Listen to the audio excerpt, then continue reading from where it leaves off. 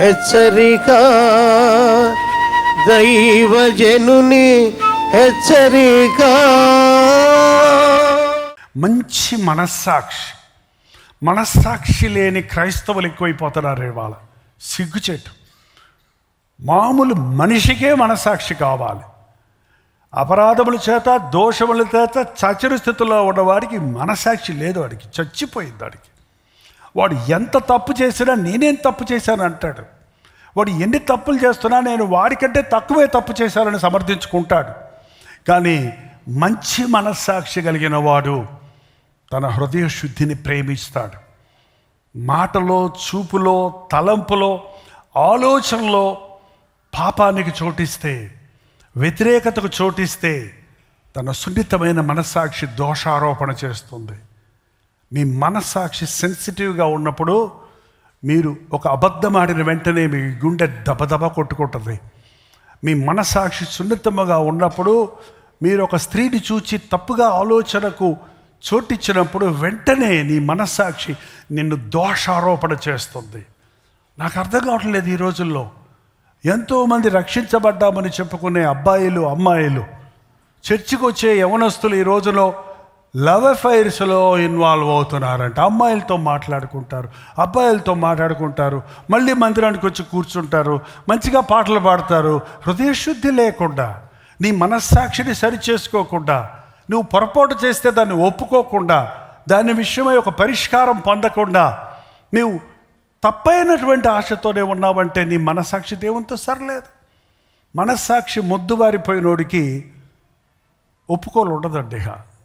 మనస్సాక్షి కొంతమందికి చచ్చిపోద్ది, కొంతమంది కోవలోకి వెళ్ళిపోద్ది. వాత వేయబడిన మనస్సాక్షి అంటే మొద్దుబారిపోయిన నో సెన్సిటివ్.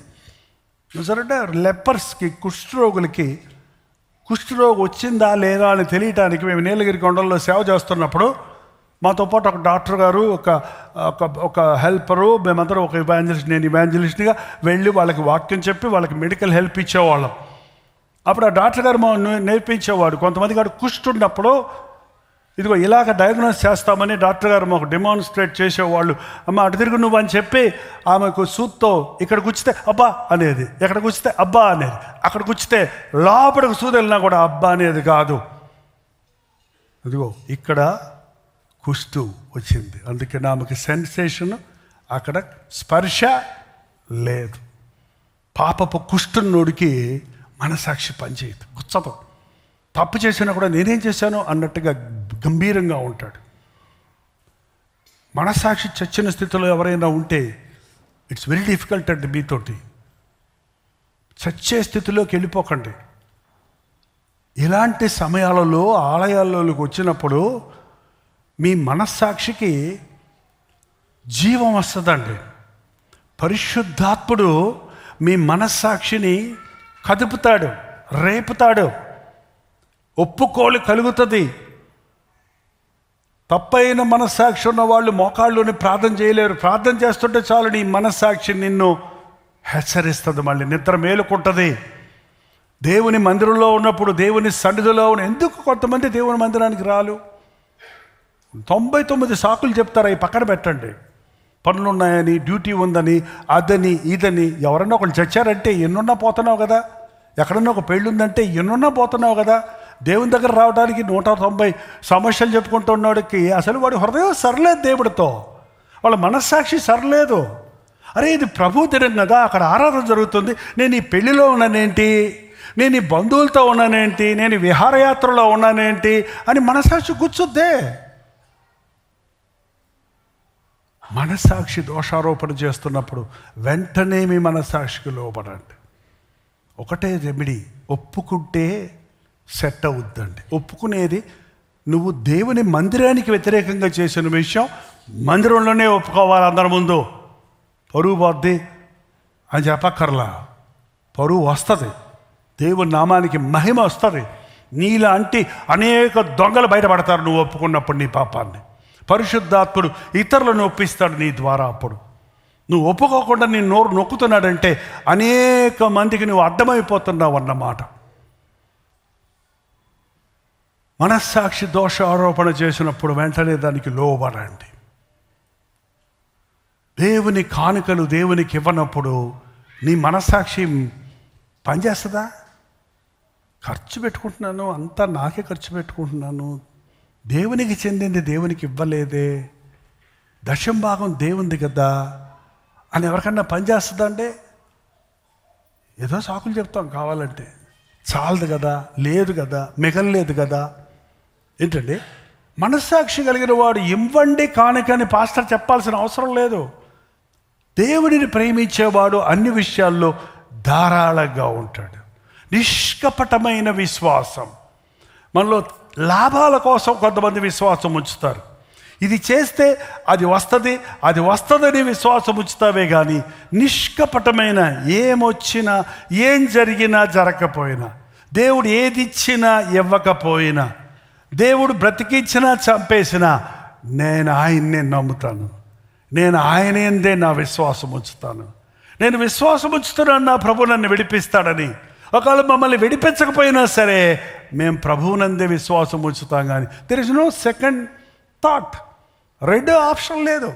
ఇది కాకపోతే ఇది అనుకున్నావంటే నీకు విశ్వాసం లేదు. ఇంక ఇదే నువ్వే ప్రభువా అన్నప్పుడే అది విశ్వాసం. నా దేవునికి సమస్తము సాధ్యము అని నీవు నమ్మితే విశ్వాసం. ఈ అంచె దినాల్లో విశ్వాసులనే పేరొద్దు కానీ వారికి విశ్వాసము లేదు. విశ్వాసం వృద్ధి చెందాలంటే వినుట వలన విశ్వాసం కలుగుతుంది. వినుట క్రీస్తు యేసు యొక్క మాట వల్ల కలుగుతుంది. వాక్యం వినేవాడు, ప్రార్థించేవాడు విశ్వాసాభివృద్ధి పొందుతాడు. వాక్యం వినని వాడికి విశ్వాసంలో వృద్ధి పొందడు. ఉన్న విశ్వాసం కూడా ఊడిపోతుంది, కరిగిపోతుంది. నిష్కపటమైన విశ్వాసం. ప్రార్థన. పరిశుద్ధుడా, ప్రేమగల తండ్రి, ఒక్కసారి మమ్మల్ని చూడయ్యా. ఏ ఆవరణలో ఉన్న నీ బిడ్డలను చూడయ్యా. ప్రభువా, నన్ను ఆదుకో.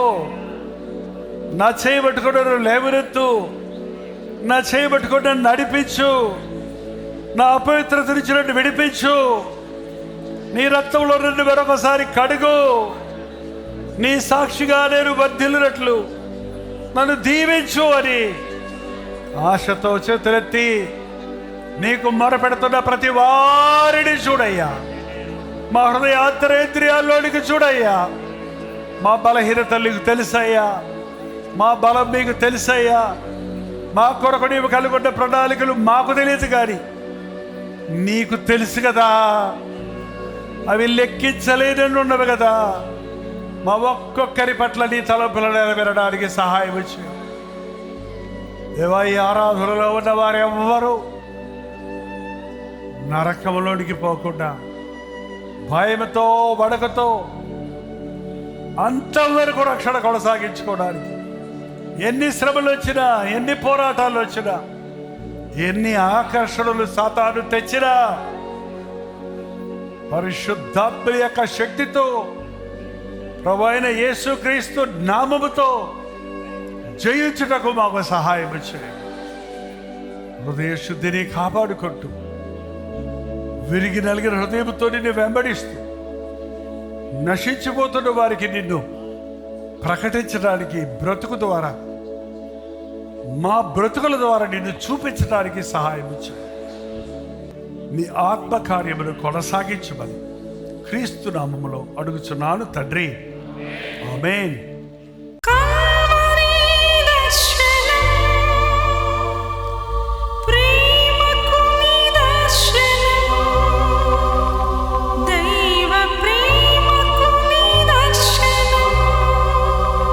తెలుగు, తమిళ, హిందీ, మలయాళం, బెంగాలీ, ఒరియా అనే 6 భాషల్లో టెలివిజన్ ప్రోగ్రామ్స్ కొనసాగుతూనే ఉన్నాయి. భారభరితమైన పరిచయంలో మీరు సహకరించాలని ఆశిస్తే, ప్రభు మిమ్మల్ని ప్రేరేపిస్తే మీ విరాళాలు, కానుకలు డాక్టర్ జై ఫౌండేషన్స్ అనే ట్రస్ట్ నెంబర్కి మీరు పంపించవచ్చు. అవి నేరుగా టీవీ ఛానల్స్కి వెళ్తాయి. అందులో ఏది మేము మా సొంత పరిచయం కొరకు ముట్టుకోవటం లేదు, వేరే పరిచయం కొరకు ముట్టుకోవటం లేదు. టెలివిజన్ పరిచయలో ఇంకా సువార్త వెళ్ళని వారికి అది అందించాలని ఆశతో ఒక 20 సంవత్సరాలుగా కొనసాగుతున్న పరిచయం కొరకు ప్రార్థించండి, మీ సహకారాన్ని అందించండి. ఈ విషయం మీకు ఇంకా వివరాలు కావాలంటే 89393939 అనే నెంబర్కి మార్నింగ్ 10 నుంచి ఈవినింగ్ 10 లోపల మీరు ఫోన్ చేయండి. వివరాలు గురించి తెలియజేస్తాను.